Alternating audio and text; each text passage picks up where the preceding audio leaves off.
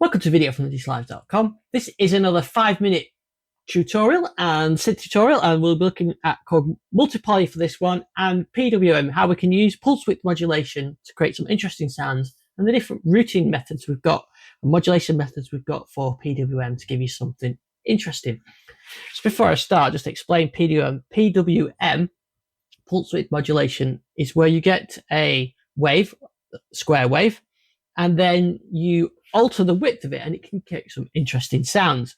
I used to use this a lot on my Genesis 1000, which is a single oscillator mono synth. It had no chorus, didn't have dual oscillator, anything like that. So if you want to enrich the sound up and get that sort of fatter sound, then PWM can do that. So we'll have a look how we can do that, and there's different ways we can control it. Right, so let's make a start. So this is the square wave or pulse width at 50%. So that's half up, half down, and then you can hear that square wave. You can see here on the editor, and you can see it on the screen on the synth. When we go to pulse width here, we've got a couple of options. We've got the morph or the pulse width itself, and we've got a PWM, an LFO to alter the pulse width. We're just going to look at this one now. You can control it directly from here. So as I go through it, so I'll do it directly on here. We're going to look at the width.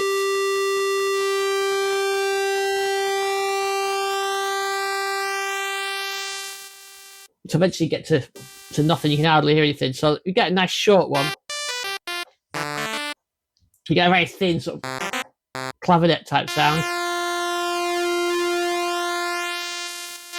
And then when you get to the 50-50, it's back to being a square wave. So straight away as I alter this, you can hear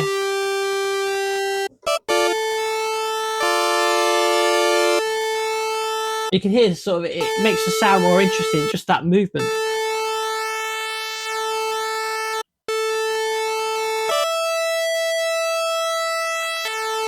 If I were to add some control of that, then that's going to produce some interesting sound, and that's where the LFO comes in. So if I set this width back to being 50, look at the LFO on there. We've got this pulse width modulation LFO that's already hooked up to it, so we don't have to manually connect that up. You can see it's already in there, and we can adjust that. So as I put that up, you can see that. So if we go to the extremes with it, it's not as useful as a sort of a lead sound or something, because it's getting to that zero where you can hardly hear it. But if I bring it back down,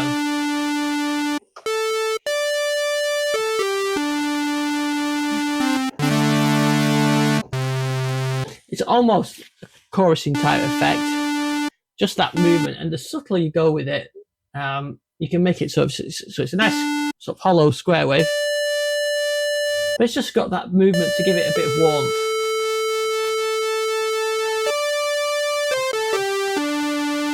So straight away you've got that warmth. If you take it to one of at the higher end, perhaps reduce the intensity a bit,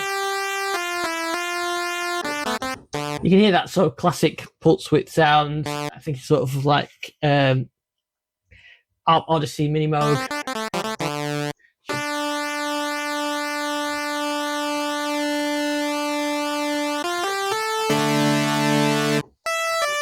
So very quickly I could just change the envelope slightly.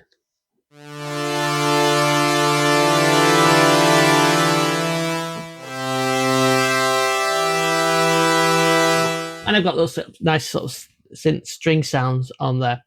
So that's one way of controlling it. And that is the classic way you would control it. But you're not completely tied to that. Put back, reset everything. Of course, the great thing is with the multipolar, you can have different effects, a different routing on it. So one thing you could do, I get this pulse width to be modulated by, let's say, the white on the chaos.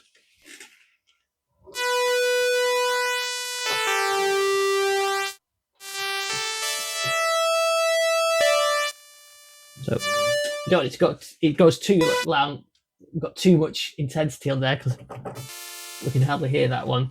So I just want to dial it down a bit.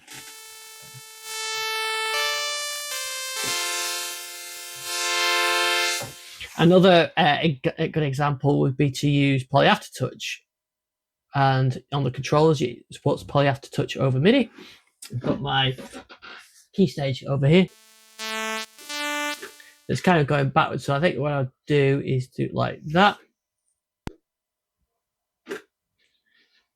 So maybe I go with the width at, say, 8, quite a bit of aftertouch. There we go.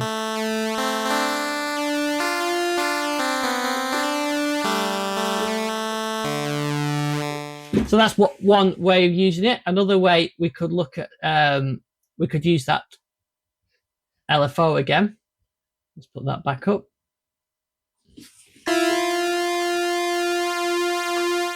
Because if you change it to something like the sample and hold,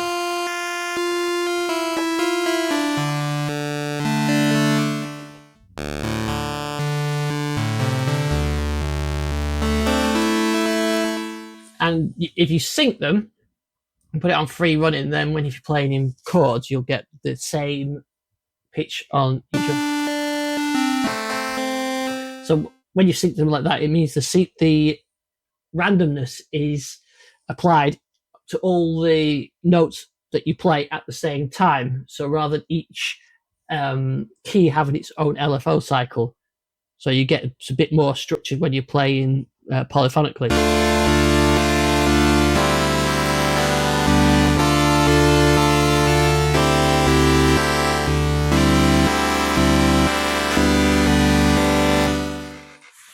So time's just about done there, but I just wanted to give you a flavour of what you can do with pulse width modulation. There is one further thing which is worth probably me taking the extra time to show you, is if I turn the oscillator off, if I go to digital oscillators, and if you go into the oscillator list, you'll see there is a pulse width. There we go. And this is how you do it on the Modwave, actually, because there isn't pulse width the same way on the Modwave. So I've got a pulse, so it's very much the same technique, but this is using a wavetable where all these wavetables are a single cycle of the oscillator, so let's think that square wave. So we should be able to swoop between them by going through the wavetable.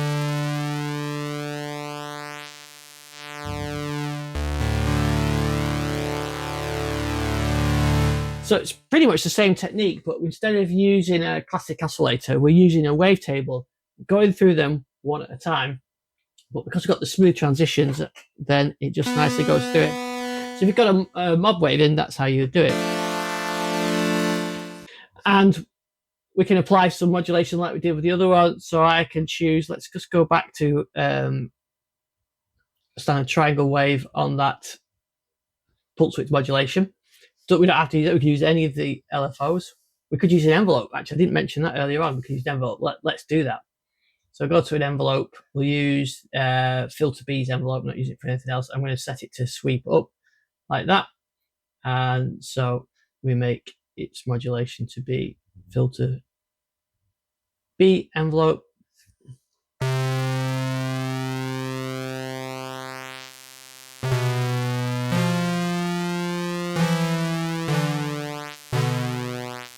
And we could, if I drop the sustain down, put the decay up, we'll go up and then back down.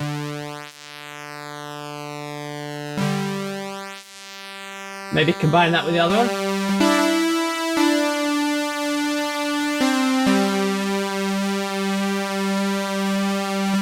Detune it a little.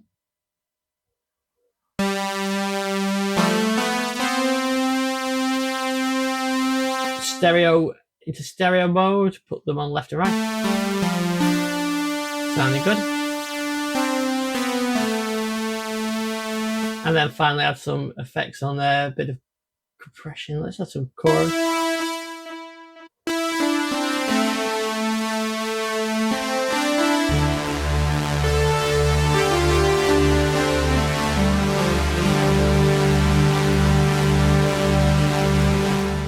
So there you go. Pulse width modulation on the Korg Multi. different ways of doing it, different ways of modulating it, but all means that you produce some interesting movement and really nice sounds on there. If you've got any suggestions for these 5-minute videos, please let me know. I think I've gone over 5 minutes on this one, haven't I? But please let me know. Please like and subscribe if you do like them, and I'll see you on the next video.